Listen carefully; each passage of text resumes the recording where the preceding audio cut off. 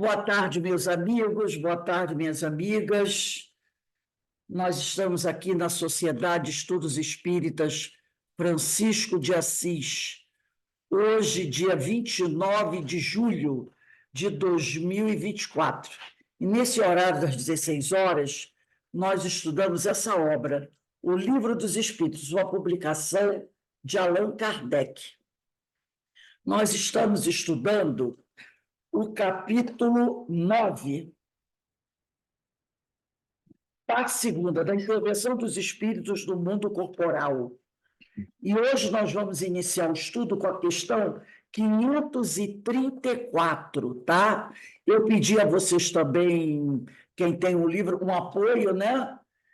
E para quem tivesse esse livro, poder abrir aí a Loucura e a Obsessão do Divaldo Pereira Franco. Mas antes de iniciarmos aqui, eu vou pedir para a nossa irmã Iraci, você, por favor, pode fazer a nossa prece de abertura?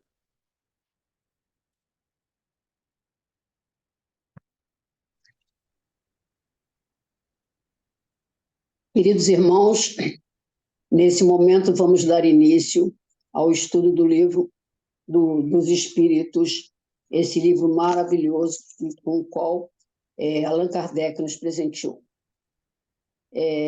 Na verdade, o Espírito de Verdade.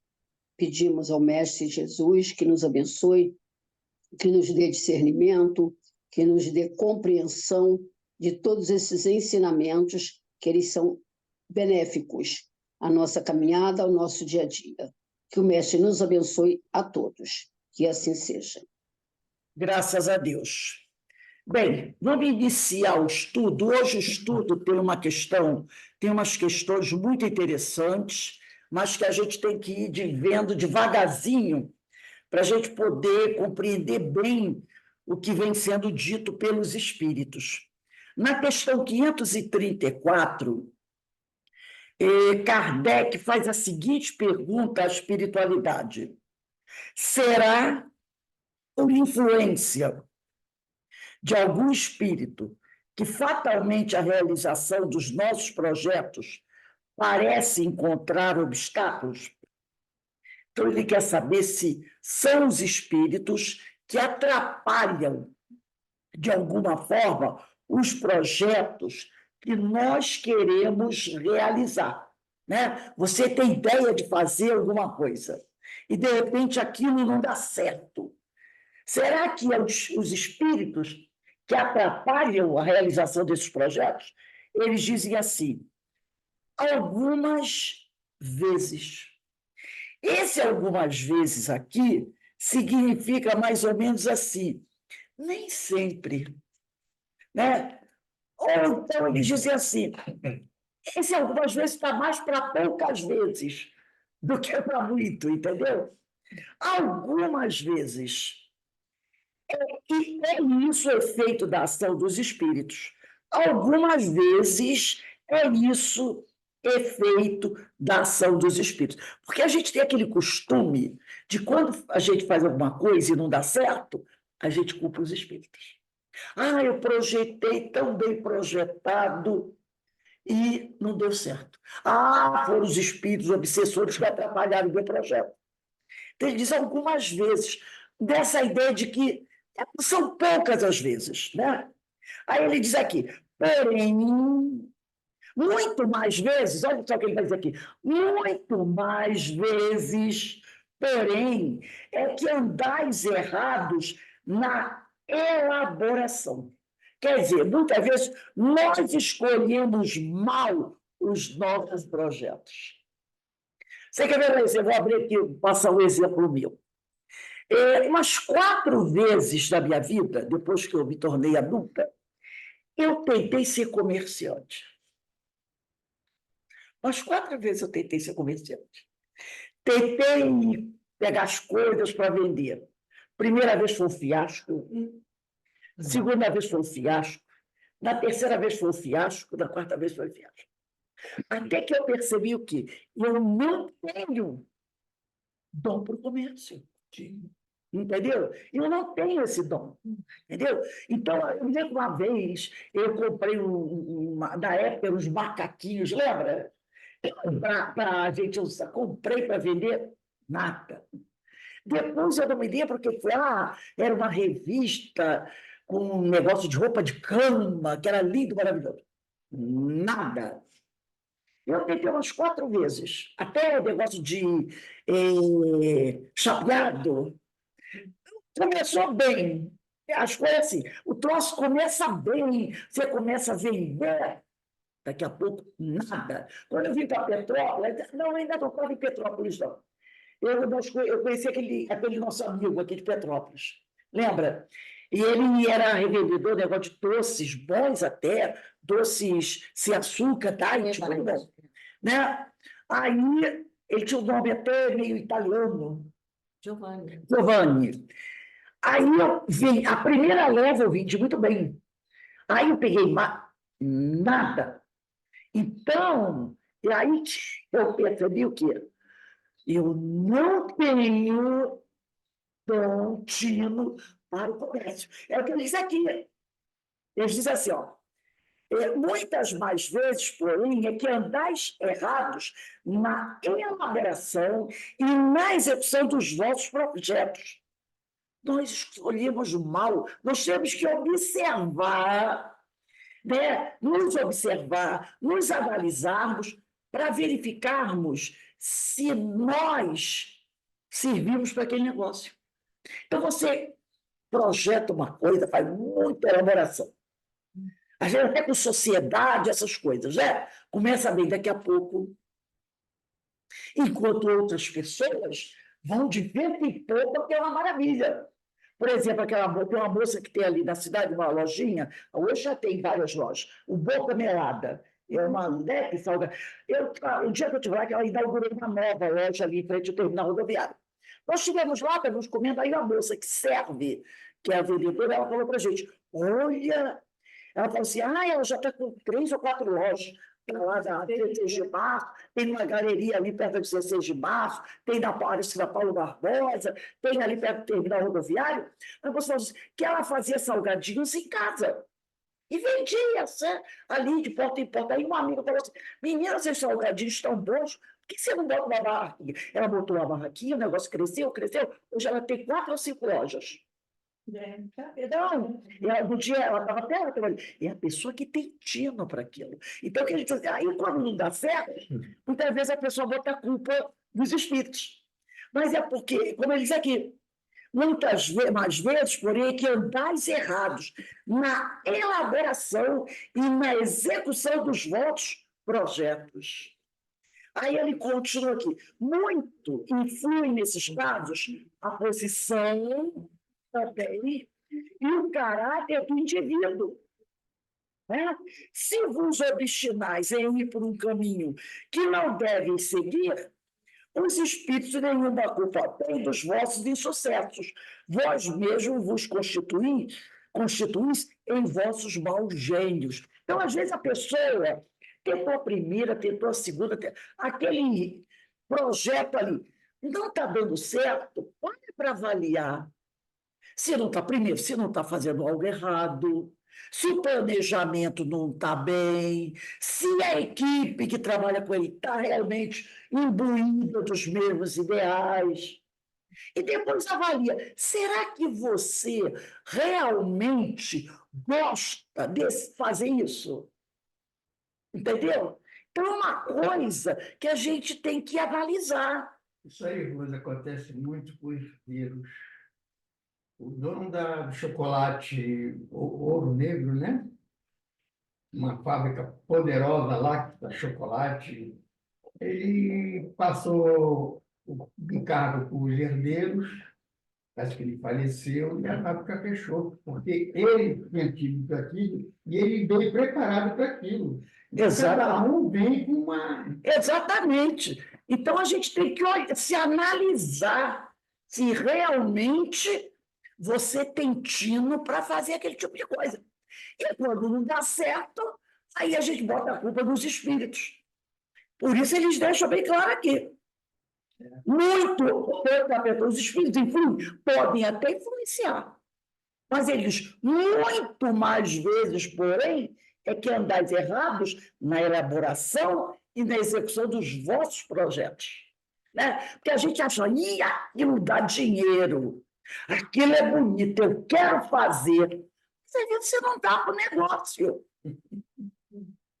Você não dá para aquele tipo de coisa. E se você não dá para aquele tipo de coisa, não adianta você insistir. Não vai dar certo.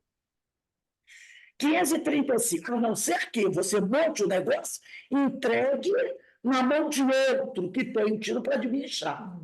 Né? Ó, você administra. Entendeu? Aí pode ser que dê certo. Mas aí você vai ter que submeter a ideia, a orientação daquela pessoa. O que muitas vezes não acontece. Você não aceita. Eu sou o dono. Só que você não entende do negócio. Aí você acaba querendo interferir, o troço vai embora, né? Não dá certo. Achei muito interessante essa questão. Eu me lembrei disso comigo. 535. Quando algo de venturoso nos sucede, venturoso quer dizer algo bom nos sucede, é ao Espírito, nosso protetor, que devemos agradecê-lo? Aí ele diz aqui, agradecei primeiramente a Deus. Agradecei primeiramente a Deus, sem cuja permissão nada se faz. Depois, aos bons espíritos, que foram os agentes da sua vontade. Né? Então, tudo que a gente faz deu certo, agradeça a Deus. E a gente esquece, né? Agradeça a Deus, agradeça aos bons espíritos, agradeça a Jesus. Você pode não saber quem participou dessa elaboração para ajudar a dar certo, mas agradeça, porque tem aquele ditado, né? Quem não sabe agradecer não merece receber. Então, agradeça sempre a Deus tudo o que aconteceu. E aos espíritos amigos, ao Mestre Jesus, né? Que foram os agentes da sua vontade. Porque se Deus não quiser que aquilo aconteça, não vai adiantar. 535A. Que sucederia se nos esquecêssemos de agradecer? Olha aqui. O que sucede aos ingratos. Né? O que sucede aos ingratos. Você não agradece. É aquele, como eu falei, né? Uma hora para de acontecer as boas coisas. 535B. No entanto, pessoas há. Tem o evangelho aí para mim? Prestar, me daria. No entanto, pessoas que não pedem. Não, a Bíblia. Que não pedem, nem agradecem. Não está ali uma outra qualquer. Que não pedem. Cadê onde eu estou, meu Deus? No entanto, pessoas há que não pedem nem agradecem, e as quais tudo sai bem. Kardec não é nada, né? Kardec vai logo e coloca isso. Tem gente que não pede nem agradece, e tudo vai bem. Aí lá em Lucas, capítulo 12, eu não vou ver isso para vocês, não.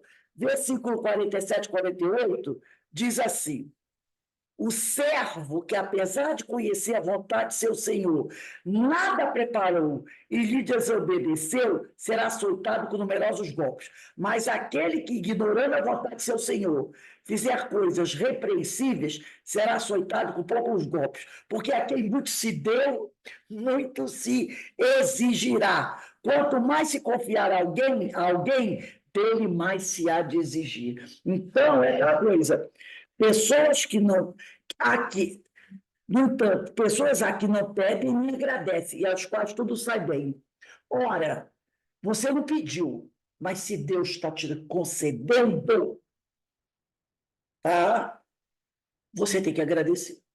Eu não pedi, Deus me deu, você tem que agradecer, tá?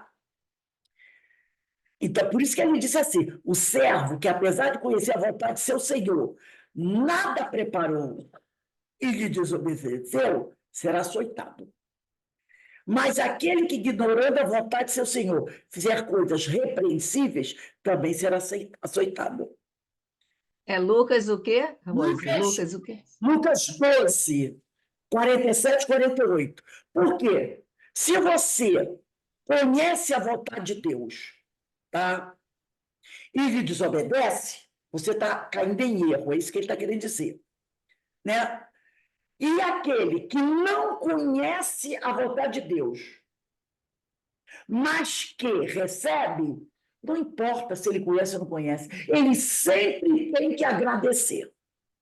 Não importa de onde tenha vindo, veio coisas boas para você, você sempre tem que agradecer. Porque aí é que ele diz, né?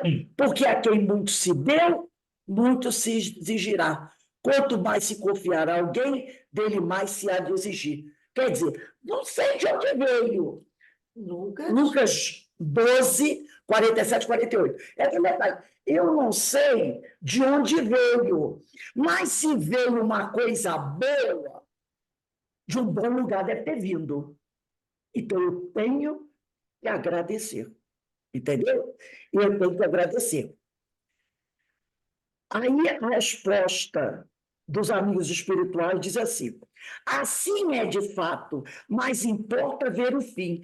Pagarão bem caro essa felicidade de que não são merecedores, pois quanto mais houverem recebido, tanto maiores contas terão que prestar. É aí o que está em Lucas 12, capítulo 47, 48. Então, porque Kardec perguntou, mas tem pessoas que não pedem nada, tu nem agradece, porque ela não pediu nada, mas tudo sai bem para a vida dele. Não importa se você pediu ou não pediu, porque às vezes você nem sabe o que é bom para você, não é? Você não sabe o que é bom para você. Então você nem pede, tipo, como diz o verso da música, deixa a vida me levar. Então você nem sabe o que é bom para você, então você não pede, mas Deus sabe. E se está vendo que você está caminhando bem, acho que você não pede nada, mas ele manda. Ele manda. Aí você recebeu, eu não pedi, mas me deu. É mesmo que você está na sua casa, chega alguém com um prato de doces para você, um bolo para você. Olha, eu trouxe isso aqui para você. Você vai pensar, eu não pedi. Mas ela fez a delicadeza de me trazer. O que eu tinha que fazer? Agradecer. Eu não pedi aquilo, mas a pessoa quis fazer um agrado para mim. Então, ela trouxe aquela coisinha para mim. Eu tenho mais que agradecer. Então, ele fala aqui. Assim é, de fato, mas importa ver o fim. Realmente tem gente que recebe muito e não agradece nada. Só que aí ele fala o seguinte, observa o fim. O depois, o que vai acontecer? Pagarão bem caro essa felicidade, de que não são merecedoras, pois quanto mais houverem recebido, tanto maiores contas terão que prestar. E isso se chama o quê? Responsabilidade. Responsabilidade. Eu trouxe aqui um texto, deixa eu ver, compartilhar aqui com vocês. Ah, tá, deixa eu virar ela para lá. Pronto. Deixa eu partilhar, que isso aqui ficou bem confuso agora. Partilhar aqui. Responsabilidade. Eu acho que é. Deixa eu ver se é esse aqui. Eu acho que é. Ah, não. É porque. Ah, esse aqui. O Evangelho por Emmanuel. Comentários ao Evangelho segundo Lucas. Vocês estão vendo? Tá. Aí está assim, responsabilidade. É um trecho desse texto. Está em cima do versículo 48 de Lucas, tá? Esse que nós lemos aqui. Quanto mais for dado, vai ser cobrado. A quem muito foi dado, será cobrado. O Emmanuel diz assim, quase sempre, registrando a afirmativa do Senhor, muito se pedirá a quem muito recebeu, automaticamente nos recordamos daquelas criaturas a quem devemos apreço pela iminência a que foram guindadas nas telas do nosso tempo e de nossa vida. E lembramos os grandes mordomos da economia amoedada, os vultos distintos da religião, os destacados criadores do pensamento literário, os cientistas de prol e personalidades outras de nosso convívio que transcenderam por seu trabalho a craveira comum. A craveira comum é a jornada, né? E delas exigindo maiores somas de renunciação pessoal em nosso proveito, esquecemos-nos da cota de recursos do espírito que nos foi adjudicada, para que também nos ergamos de nível no campo da experiência. Porque a gente cobra muito outro. Poxa, fulano, né? Tem tantas boas condições, por que ele não faz isso? Poxa, fulano está num posto de alto, teve a graça de ter, ganhou de Deus a oportunidade, né? De ter, estar com esse cargo. Por que ele não faz isso? Aquele sujeito foi eleito governador, por que ele não faz isso? O outro foi eleito prefeito. A gente cobra que os outros façam. Por isso ele diz aqui, ó, e dessas pessoas exigindo maiores somas de renunciação pessoal, é o nosso proveito. Porque o prefeito tem que calçar minha rua, o prefeito tem que dar o salário para a minha categoria, né? Sempre em nosso proveito, esquecemos-nos, ele diz aqui, da cota de recursos do espírito que nos foi dada, adjudicada, dada, para que também nos ergamos de nível do campo da experiência. Aí ele vai dizer assim, a feição da escola, em que a instrução crescente é patrimônio de aprendizes e educadores, e a maneira da oficina, em que o trabalho é riqueza de dirigentes e dirigidos, no terreno das conquistas morais, é preciso não esquecer que todos somos chamados à obra em conjunto, na qual somos todos devedores à felicidade geral, no esforço que corresponda aos valores que recebemos. Mas a gente está muito preocupado em cobrar que o outro faça, esquecendo que nós recebemos muito. E o que é que nós estamos fazendo? Aí ele diz assim, pois, ante a palavra do Cristo, que é esse versículo 48, né? Não te fixa apenas no muito que os outros entesouraram, mas lembra, acima de tudo, os talentos, guardas por tua vez, à espera de tua própria consagração ao bem, para que possas responder sem corar do balanço das horas, quando se pedirá de ti contas justas das bênçãos de segurança e conhecimento que acumulas contigo, com a obrigação de fazê-las frutificar na esfera do serviço e no campo do rendimento. Isso foi publicado na revista Reformador, de julho de 1960. Aí eu me lembrei daquela mensagem do Emmanuel, no livro Mediunidade e Sintonia, Intercâmbio, capítulo 4, né? Que tudo vige na base do intercâmbio. Então, se recebemos muito do alto, é nossa obrigação também dar. E, aí, como disse aqui, muito será cobrado aquele que muito recebeu. Então, nós estamos sempre nessa posição de quem recebe. A gente recebe, recebe, recebe, recebe o tempo todo.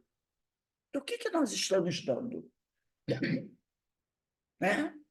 É como aquele texto que eu achei maravilhoso, Intercâmbio, aquele capítulo 4, Mediunidade e Sintonia. Realmente, a gente repara muito no outro. Nossa, aquele homem, né? Está numa posição, aquela mulher. E por que eles não fazem mais com o que eles receberam? E nós? O que nós estamos fazendo com os talentos que nós recebemos? Essa tem que ser a minha preocupação. Não é com o que o outro está fazendo com os talentos que ele recebeu. Eu tenho que estar preocupado com o que eu estou fazendo com os talentos que recebi. Porque, como ele falou, na hora do vamos ver como é que fica, eu vou ter que responder pelos meus. Porque na hora que você assim, o que você fez com seus talentos? Não, a Denise tinha muito talento. Tinha muito talento. Denise tinha muito e não fez. Mas eu estou perguntando a Denise. Eu vi uma vez, muitos anos atrás, um filme muito interessante. Era uma senhora dos Estados Unidos, ela morava assim, no Bronx, aqueles bairros, né, que lá dos Estados Unidos tem aquela coisa de bairro negro, bairro chinês, e ela dava aula em casa de reforço para crianças negras. Ela era negra também. E na hora que ela estava dando aula, ela juntava crianças de várias turmas, de vários níveis. E ela era uma professora espetacular. Preparava as crianças para quando elas terminassem assim, o o ginásio, né? Elas tinham naquela época, tipo, curso de admissão, como tinha antigamente no nosso tempo, lembra? Você terminava o primário, tinha que fazer prova de admissão para ir para o ginásio. Isso não tem mais, naquela época tinha. E lá nos Estados Unidos tinha para terminar o oitava, nono ano, né? Para ir para o segundo grau. E havia assim, um aluno que, na hora que ela estava dando aula, o aluno está conversando, brincando. Ela olha para ele e diz assim, ele conversando com o colega, fulano, quando você for procurar terminar o curso, for procurar emprego, no seu diploma não vai estar o nome dele, vai estar o seu. No seu diploma vai estar o seu nome, não vai estar o nome dele. Então você precisa fazer por onde merecer que seu nome esteja lá. Eu nunca esqueci isso. Né? É o seu nome que vai estar nesse diploma. Então você tem que fazer por onde conquistar o seu diploma. Porque você não está prestando atenção na aula e está conversando com ele. Entendeu? Depois você vai dizer o quê? Não, eu não tirei o diploma porque fulano não deixou. E a gente faz muito isso, né? Vamos aqui, agora a gente vai entrar nesse item que é muito interessante. A ação dos espíritos, os fenômenos da natureza. Aqui também a gente vai devagarzinho, prestando atenção nas perguntas de Kardec. 536. Olha só, isso aqui é outra interessante. Olha só, são devidos a causas fortuitas ou, ao contrário, têm todos um fim providencial?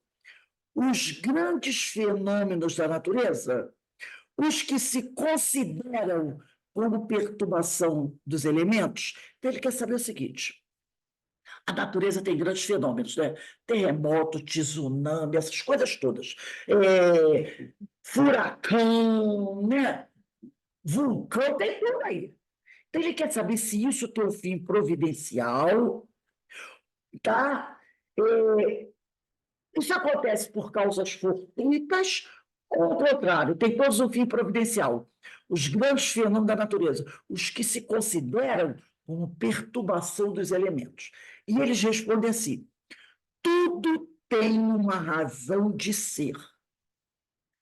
E nada acontece sem a permissão de Deus. Às vezes, tá? Os amigos espirituais também nos dizem o seguinte, que muitas vezes certos fenômenos da natureza são causados por nossa irresponsabilidade, por nossa incúria. E aí a natureza, né, precisa fazer um freio, como diz, um ajuste de freio de mão. Por exemplo, a lei de ação e reação. Nós estamos aí agindo de maneira totalmente irresponsável com a natureza. Então, fenômenos da natureza podem ocorrer. Aquecimento global é um fenômeno da natureza. Né? Esses desvelos, inundações em certas regiões devido ao aumento das águas dos oceanos causadas pelo degelo dos grandes icebergs. Então, tem regiões do planeta que hoje, Antártida, o Ártico, Groenlândia, que aquele gelo deveria continuar ali por muitos anos, séculos ainda, mas que estão derretendo. Tem regiões no Ártico que agora, no inverno, tem grama, está aparecendo grama no Ártico. Tem regiões da Europa que no inverno eram regiões de esqui, o pessoal ia fazer esqui. Tem clubes, vamos dizer assim, né, que estão fechados no inverno.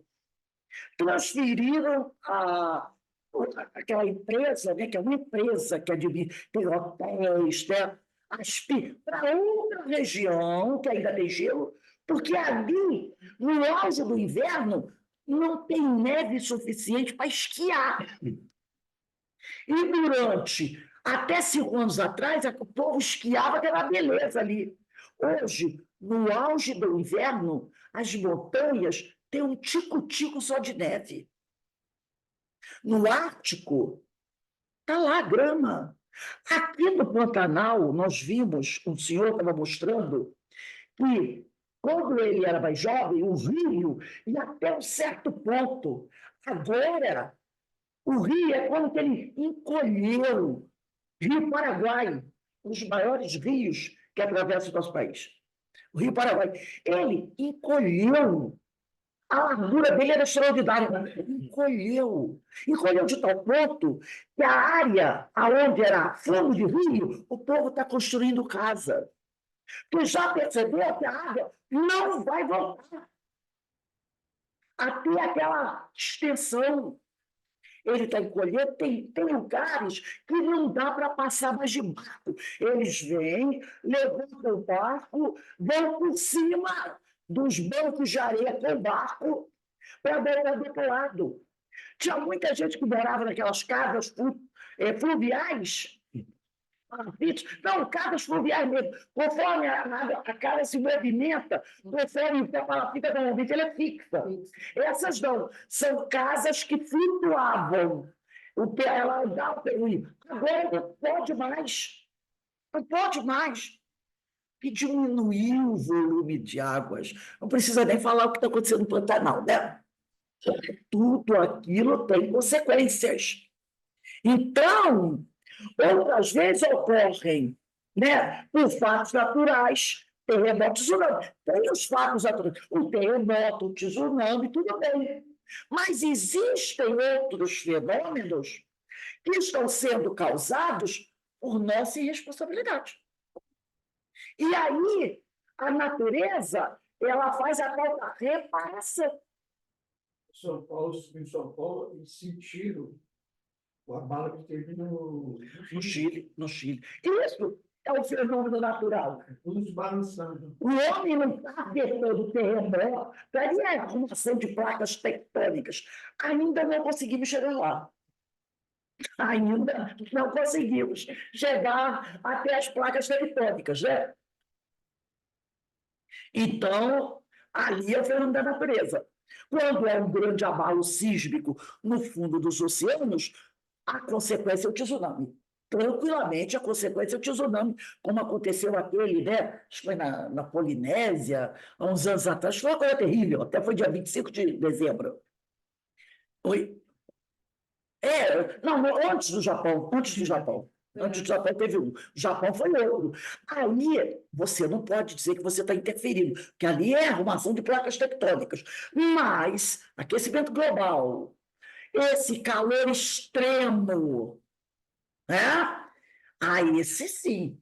São, sim, fenômenos da natureza, mas que são consequência da nossa contribuição. Por isso é isso aqui. Tudo tem uma razão de ser. E nada acontece sem a permissão de Deus. Lei de causa, de ação e reação. Que é uma das leis de Deus. A lei de ação e reação. 536A. Olha a pergunta de Kardec. Objetivam sempre o homem, olha como Kardec começa. Objetivam sempre o homem esses fenômenos, esses grandes fenômenos da natureza? Aí ele vem de novo falar, poucas vezes. Quer dizer, algumas vezes, também querendo dizer, poucas vezes. Poucas vezes, às vezes tem como imediata razão de ser o homem, tá? Muitas vezes são, poderíamos dizer, são reações às nossas ações destrutivas da natureza, né? Um reequilíbrio. Aí ele vai dizer aqui, na maioria dos casos, entretanto, tem por único motivo o restabelecimento do equilíbrio e da harmonia das forças físicas da natureza. Então, às vezes tem como imediata razão de ser o homem, mas na maioria das vezes, entretanto, tem por único motivo o restabelecimento do equilíbrio e da harmonia das forças físicas da natureza. Vamos dar uma olhadinha na questão 728. Vamos lá, deixa a página marcada, não desmarca não. Vamos lá na 728.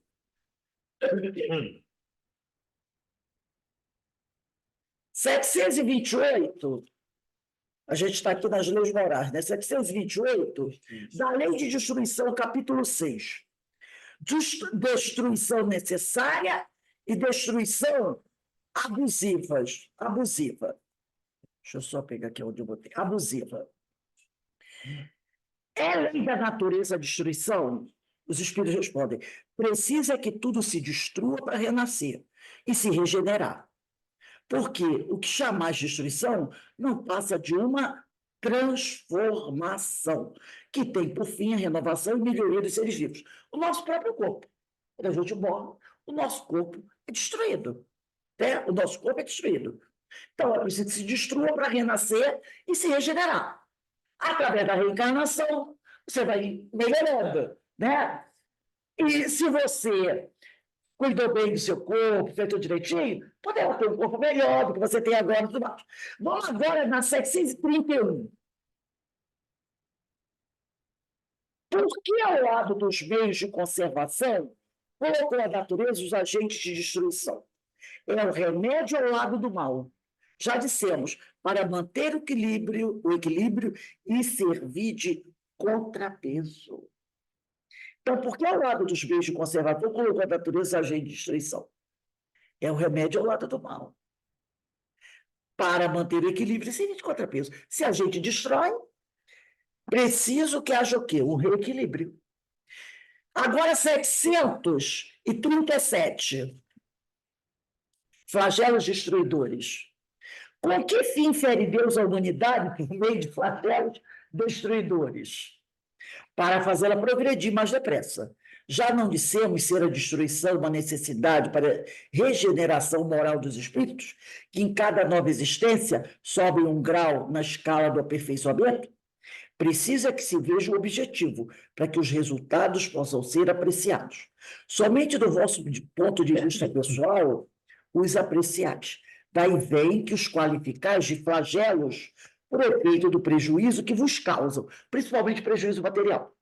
Essas subversões, porém, são frequentemente necessárias para que mais pronto se dê o advento de uma melhor ordem de coisas e para que se realize em alguns anos teria exigido muitos séculos. Então, por exemplo, nós tivemos aí esse problema aí lá no Rio Grande do Sul. Quantas coisas vão ser empreendidas agora no Rio Grande do Sul para evitar novas enchentes? Vieram companheiros de outros países, foi da Holanda, né? Que é um país que vive, é um país abaixo do mar, né? Ele é abaixo do mar. Então, é um país muito propenso a muitas enchentes. Lá nos anos 40, 50, houve uma inundação lá na Holanda que cobriu quase o país todo. E aí eles desenvolveram uma técnica de comportas fantásticas que não aconteceu mais. O que aconteceu? No Rio Grande do Sul tem aquelas lagoas, e ali é um local propenso a ter isso, pela sua geografia. Mesmo que o pessoal não pode dizer que aquela chuva toda que aquilo foi causado pelo homem. Pode ter uma certa influência do homem em si, mas o grande problema ali foi causado pela questão da lagoa dela, a lagoa estreita. Então, as águas que vêm das montanhas, elas caem ali e não tem uma passagem adequada das lagoas para o oceano. Não tem. É questão geográfica. Então, esse pessoal da Holanda esteve aqui para trazer essa tecnologia para o pessoal do Rio Grande do Sul, para que evitem-se no futuro novas enchentes, novas mortes, novas perdas materiais. Porque se não tivesse aquilo ali, eles iam continuar. É uma enchentezinha aqui, ataca uma coisinha aqui, aí faz uma remenda. Enche a outra areazinha, faz uma remendada. Dessa vez vem pegou tudo. Só as regiões altas que não foram atingidas. Então, foi preciso. Agora, pergunto, já não sabiam que poderia haver essa possibilidade? Sim, sabiam. As bombas estavam todas elas funcionando, porque tem bombas lá com as comportas, eram 5 bombas, só 2 estavam funcionando. São 9, né? Das 9, só 2 funcionavam. 7 estavam paradinhas, escangalhadinhas lá, sabendo que isso poderia acontecer. Ninguém se preocupou em consertar todas elas, ter todas funcionando. Quando veio, aí foi o tal de correr para tentar consertar, elas estavam todas submersas. Foi preciso deixar a água baixar para consertar. Quer dizer, houve sim uma falha humana ali, né? Porque o dinheiro para isso eles receberam, mas estavam fazendo com o dinheiro outras coisas, né? A tal da construção maquiada. Tipo assim, ninguém se preocupa com saneamento básico, porque não aparece. Saneamento básico é esgoto, é tudo canos debaixo da terra. Isso não dá voto, porque não, ninguém vê, entendeu? Então, ninguém se preocupa com saneamento básico. E é algo importantíssimo. O saneamento básico está vinculado à saúde da população. Ninguém liga, ninguém faz. Lá estava assim. Todo mundo sabia que podia acontecer. Já haviam sido anunciado várias vezes. Olha, tem 7 bombas paradas. Ah, ah. Aí veio a aguaceira. Olha o vexame. Né? Não, mesmo que as 9 bombas tivessem funcionado, não se evitaria o desastre, mas poderia não ter sido tão grave assim. Então, como ele falou aqui, né? Muitas vezes, essas subversões são frequentemente necessárias para que mais pronto se dê o advento de uma melhor ordem de coisas e para que se realize em alguns anos o que seria exigido muitos séculos. Então, às vezes, Deus diz assim, olha, já que não vai pelo amor, vai pela dor. Então, os flagelos destruidores, normalmente, depois de um grande flagelo desse, há melhoras em alguns lugares, não é assim que a gente percebe? Coisas que ninguém ligava, começa a prestar atenção, começa a se resolver algumas coisas, né? Aquele movimento, as coisas aparecem, tem que fazer isso, tem que fazer aquilo, tem que fazer aquilo outro. Há uma melhorada. Então, às vezes, é preciso que isso aconteça. Aqui também no livro Consolador, eu esqueci de mandar para vocês, na questão 250,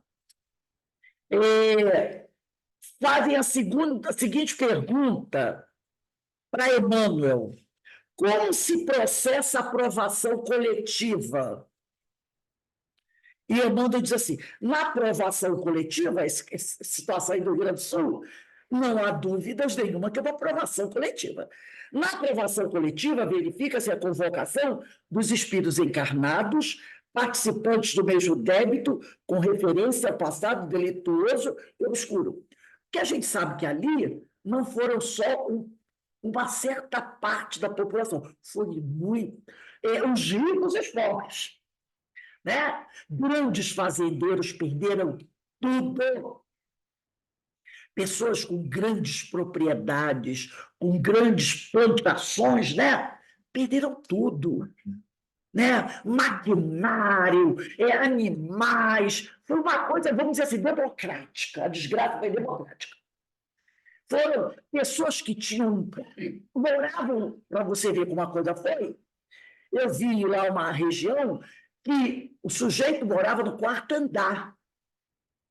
A água foi até o 4º andar. Imagina um prédio ter inundado até o 4º andar. Puxou o rapaz. A casa dele, o apartamento dele ficava no 4º andar. Bateu 1 metro de água dentro do apartamento dele. Teve até que o cavalo subiu, um cavalo, um boi, né? e subiu pela escada do prédio. Um animal desesperado subiu, foi parar. O animal estava no corredor do quarto andar para escapar da água. Nós vimos aquele bicho, cavalo caramelo, né, que é o símbolo da resiliência. Ficou 4 dias sem telhado. Mas teve áreas lá que o prédio entrou água até o quarto andar. Prédios de luxo. As casas de luxo nem se fala, né? Desapareceram. Teve regiões lá que você olhava, eu vi uma que estava, o drone tirou a foto do alto, a mulher e a criança andando. Ali era um bairro cheio de casas. Não tinha uma parede em pé. Parece que passaram o rodo assim. Aí ela andava pela rua, a única coisa que sobrou era o desenho do alicerce. Aí ela dizia assim, eu morava aqui. Você olhava, não tinha uma parede em pé. Só tinha os desenhos do alicerce. Um bairro nobre. Bairro Em nobre. lugares que depois que a água baixou, eles foram cavar para preparar para levar outros imóveis, descobriram ossada. Até a ossada de dinossauro. A água passou e levou tanto que tirou a terra do solo e encontraram ossadas de dinossauro. Para você ver, porque normalmente essas ossadas estão bem fundo, em área bem fundo, porque são milhões e milhões de anos, tá? O dinossauro aí são 200 milhões de anos. Olha a quantidade de terra que tinha em cima dessa ossada. A terra que ficou, foi sendo depositada ali 200 milhões de anos. O homem nem existia no planeta, estava longe de existir ainda no planeta. Pois o dinossauro apareceu. Isso mostra o quê? A quantidade de terra que foi arrancada para aparecer ossadas de dinossauro. Aí eu pergunto, para onde foi aquela terra? Foram se depositadas as lagoas e os oceanos. As lagoas estão cheias de banco de areia. Porque para aparecer os dinossauros, a água levou toneladas de terra. Toneladas de terra. Né? Então, ele fala aqui, na aprovação coletiva, verifica-se a convocação dos espíritos encarnados, participantes do mesmo débito, com referência ao passado delituoso e obscuro. O mecanismo da justiça, na lei das compensações, funciona, então, espontaneamente, através dos prepostos do Cristo, que convocam os comparsas, ele usa essa expressão, né? Na dívida do pretérito para os resgates em comum. Razão porque, muitas vezes, intitulais doloroso acaso, as circunstâncias que reúnem as criaturas mais díspares no mesmo acidente, que lhes ocasiona a morte do corpo físico ou as mais variadas mutilações no quadro de seus compromissos individuais. Então, vamos lembrar o seguinte, é uma ideia que me veio agora. Normalmente, no Rio Grande do Sul, o Rio Grande do Sul foi povoado por muitas, vamos dizer assim, famílias vindas da Europa. Não é? Muitos imigrantes europeus ocuparam o Rio Grande, todo o sul do Brasil. Alemães, italianos, japoneses. E muitos vieram para o sul, até por causa da temperatura ser um pouco semelhante à Europa. Então, olha só como o acaso não existe. Muitas dessas populações que vieram da Europa, lá na Europa, nos séculos passados, esses espíritos que lá viviam, a gente sabe das guerras, né? Do que os europeus fizeram na África, na Ásia e por aí afora, aqui na América, né? Pintaram e bordaram. Então, a partir do fim da escravidão, muitos desses europeus vieram para o Brasil. Esses espíritos, essas pessoas, né, formaram grandes colônias aqui no Brasil, lá no Rio Grande do Sul. Então, vamos pensar, né? Devagarzinho, através dos séculos, esses espíritos foram se reunindo, né? Aí que a gente diz, Deus não tem pressa, né? Deus não tem pressa. Eles foram se reunindo, ao final da escravidão, grandes navios aportaram dos portos do Brasil, né? Do Nordeste até o Sudeste, desembarcando europeus. A família da minha mãe veio numa dessa, eram italianos. Vieram lá para o Nordeste. Eram italianos, mas muitos vieram para o Rio de Janeiro, espanhóis, né? Alemães aqui.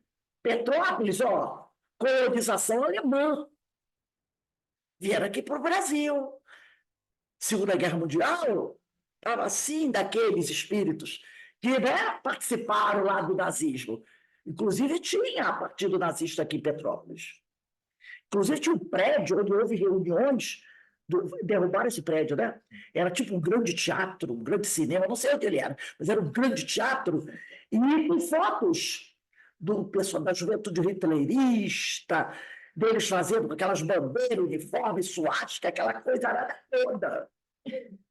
Né? Ainda tem uns que na época eram da juventude hitlerista, 14, 15 anos, que ainda não viram por aqui. De vez em quando a gente vê as gracinhas por aí. Esse povo veio para o Brasil e foram se localizando ali, de vez em quando. Tá.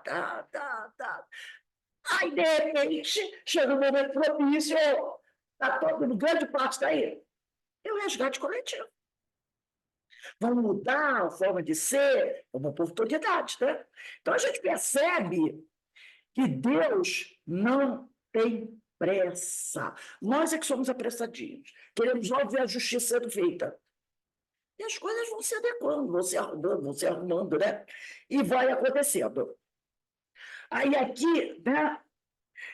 Questão 1536b. Concebemos perfeitamente que a vontade de Deus seja a causa primária. Né? Então, concebemos perfeitamente, entendemos que a vontade de Deus seja a causa primária. Nisto, como mesmo modo. Desculpa, não, eu pulei. Deus seja a causa primária. Nisto, como em tudo, porém, sabendo que os espíritos exercem ação sobre a matéria e que são os agentes da vontade de Deus, perguntamos se alguns dentre eles não exercerão certa influência sobre os elementos para os agitar, acalmar ou dirigir. Então, ele sabe que na frente de tudo está a vontade de Deus.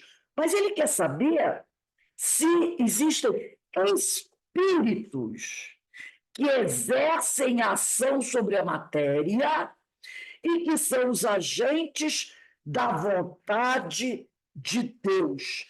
Perguntamos se alguns dentre eles não exercerão certa influência sobre os elementos para agitar, acalmar, dirigir. Se tem espírito que trabalham nesse departamento, a mando de Deus. E os amigos espirituais respondem, evidentemente, nem poderia ser de outro modo. Deus não exerce ação direta sobre a matéria. Ele encontra agentes dedicados em todos os graus da escala dos mundos. Não é Deus que vai fazer a Terra se movimentar, o tsunami acontecer. Ele tem seus prepostos que vão exercer essa ação direta sobre a matéria. Agora, esses prepostos, eles estão em todos os graus da escala dos mundos. Lembra da nossa escala espírita? Que começa nos espíritos imperfeitos e vai até os puros. E nos espíritos imperfeitos são aqueles... Bem, então, em todos esses graus, tem esses espíritos trabalhando. Então, muitas vezes, o homem, né, atua nos fenômenos da natureza. Aí a pessoa diz, mas como? Como isso? Olha só, nós também, hoje, no mundo que vivemos hoje, nós também não atuamos nesse fenômeno da natureza? Atuamos. Por exemplo, regiões de seca. O homem já tem tecnologia para fazer chover. Ou não tem? O homem, isso é uma coisa boa, o homem hoje tem tecnologia para levar chuva. em regiões que não tem chuva. O homem hoje tem a tecnologia para transformar a água do mar em água da árvore. Lá do Israel, dessas regiões, tem rios como aqui, que o Brasil, graças a Deus, é bem, né, prodigioso em rios, apesar da gente não respeitar. A tecnologia tira-se água do mar, tira o sal da água através de processos e deixa a usar. Não é o homem interferir no fenômeno da natureza? É. O homem também faz mudanças genéticas nas sementes. De vez em quando, cara, quando tomatão desse tamanho, não é assim? Quando no milho, tem o milho que chamam de transgênico, né? É soja. Esse é o homem interferindo de forma boa nos fenômenos da natureza, para auxiliar na alimentação, né, das pessoas. É a ação do homem. Então, outra coisa também, né? Então, se há outra coisa, transposição de rio, olha a transposição do rio para São Francisco. Tirou do seu leito natural, desviou para outras áreas, para levar água para regiões áridas. Irrigação é o homem interferindo na natureza de forma positiva. Ora, se o homem pode fazer isso, por que os espíritos não fariam? Por que os espíritos? Né? Tudo ele fala, percebemos perfeitamente que a vontade de Deus seja a causa primária. Nisso, como em tudo. Porém, sabemos que os espíritos exercem a ação sobre a matéria e que são os agentes da vontade de Deus, perguntando se alguns dentre eles, espíritos, não exercerão certa influência sobre os elementos para os agitar, acalmar ou dirigir. Se nós, hoje, fazemos isso, interferimos até nos ventos, não é? Utilizamos, tipo assim, os ventos para dirigir para um lugar, para dirigir para o outro. Energia eólica, não é? O poço artesiano, um lugar totalmente árido, já temos a tecnologia de irmos aos lençóis de água subterrânea e trazer água de lá. Não é? Então, podemos transformar uma área desértica numa área irrigada. E plantações, isso os egípcios já faziam há muito tempo, né? Lá no Nilo, aproveitando as cheias do Nilo, né? Quando o Nilo transbordava, inundava a área em volta, né? As margens, quando a água recolhia, aquela área estava toda cheia de umbo. Aí eles plantavam ali. Né? Plantavam, então o homem já fazia isso. Então, se o homem pode interferir na natureza para o bem, por que os espíritos não podem? Claro que podem. Sim. Nós estamos fazendo isso. Agora, o problema é quando a gente interfere para o mal.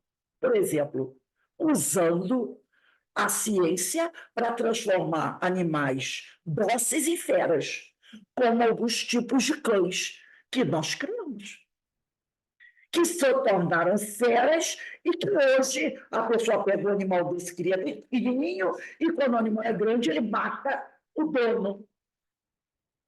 Mata o dono. É o homem interferindo de forma negativa na natureza.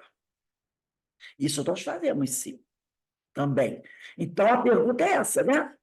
Se os espíritos poderiam, isso lá em 1860, que foi a publicação da segunda edição do Livro dos Espíritos.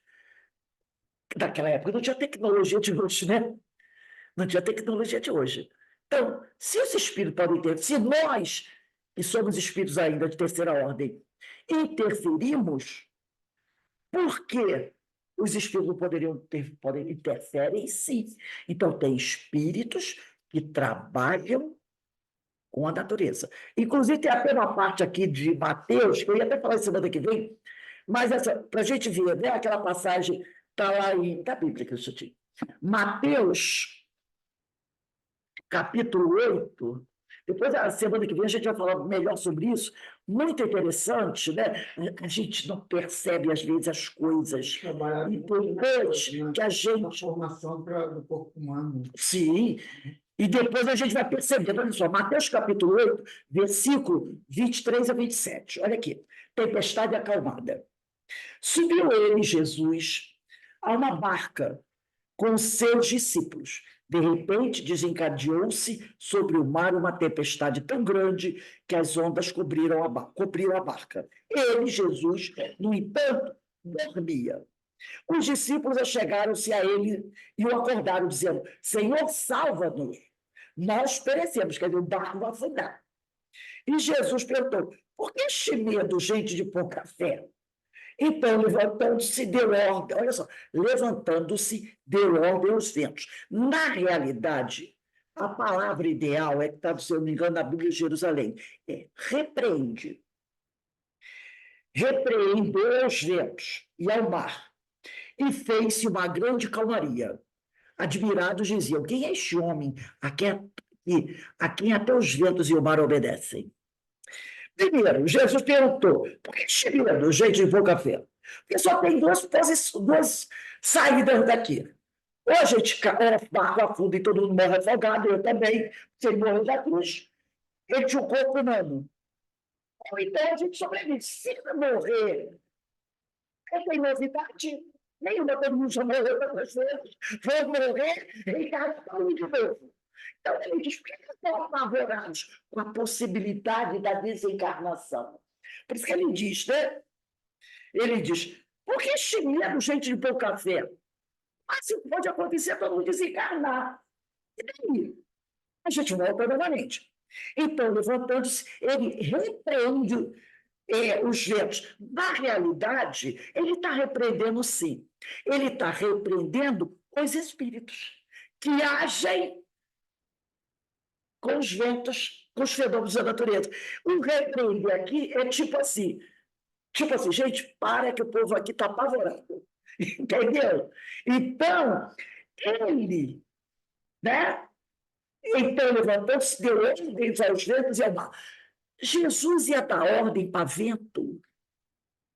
Vento é ser inteligente.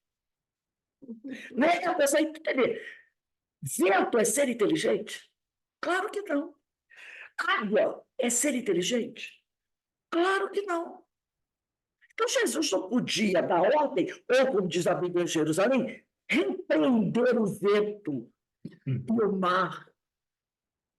Eles não têm raciocínio, vento e mar não têm raciocínio. Ele repreende a quem está manipulando os ventos e o mar. E é uma repreensão não de brigar com eles, mas é uma repreensão de chamar a atenção. Tipo, diminui,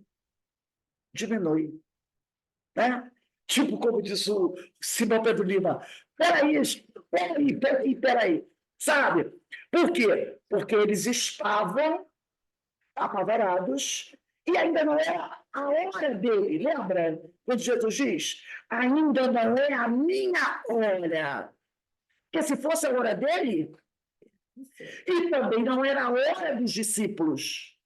Então, ele repreende, ou deu ordens aos ventos e ao mar. Então, a pessoa, por isso que eles falaram, quem é este homem aqui? Até os ventos e o mar obedecem. Vento e mar obedecem a alguém? Quando você está com vazamento da tua casa, você diz assim, água para de jogar? Claro que não. Não é? Está chovendo. De chover a chuva. Claro que não. Porque água e vento não obedece que não pensa. Havia alguém com uma certa inteligência, não importa qual inteligência, será muita ou será pouca, que estava promovendo aqueles fenômenos. E Jesus repreendeu aqueles espíritos. Parem. Mesmo que fossem, e a gente vai falar isso semana que vem, espíritos que ainda não estavam, não tinham a razão desenvolvida. Ou espíritos de escola, todos eles obedeceriam a ele, pelo seu magnetismo. Então, quando ele diz, para, Ele está falando não com o vento, não com a água, mas com aqueles seres que estavam ali exercendo influência sobre os elementos da natureza. Oi? Se não tiverem ainda esse, como nós, vou dar aqui, se eles ainda não são indivíduos, se ainda não são individualizações conscientes da realidade, aí são esses dons, né? Então, a gente vê agora, né, essa questão do... Tudo na Bíblia tem uma razão de ser. Mateus, capítulo 8, versículo 23 a 27. Jesus, como está nas outras Bíblias, usa a palavra repreende. Pare. E apara. E o pessoal fica, quem é esse que manda nos ventos da água? Não está mandando nos ventos na água. Ele está falando com os espíritos que são os responsáveis pelas reações dos fenômenos da natureza. Muito interessante, né? Então, gente, semana que vem, a gente vai começar na 537. Hoje são 29, semana que vem, dia 5. Dia 5/8. Aí a gente vai entendendo agora muita coisa, que antes a gente só repetia. Jesus falando para os ventos pararem, para as águas, também não estou falando para vento parar, nem para água parar. Eu poderia falar para vento parar. Não é? Ele está falando, você fala com quem te compreende. O vento não me compreende, a água não me compreende, mas quem trabalha com esses fenômenos, esses me compreendem. No caso de Jesus, mesmo que fossem seres que ainda não têm esse raciocínio, né, individualizado, mas têm o magnetismo. Eles sentem o magnetismo. E Jesus pare. E eles pararam. Simples, né? Aí a gente compreende melhor essas coisas. Então, o Livro dos Espíritos é muito interessante, ele traz muita coisa, e a gente vai olhando para o Evangelho e a gente vai encaixando, sim, agora eu estou entendendo como é que a coisa funciona, né? Então, gente, nós vamos agradecer a Deus, a Jesus, da oportunidade que Ele nos dá de começarmos a abrir a nossa mente para essas questões tão importantes, né? Que antes, muitas vezes, a gente só repetia, mas não compreendia. Então, que o Senhor nos abençoe. Eu vou dar uma passadinha aqui para a Denise, tá? E vamos encerrando aqui. Daqui a pouco a gente começa com o estudo do livro Recordações da Mediunidade de Vô do Amaral Pereira, que hoje também a aula é maravilhosa, gente. Tema maravilhoso.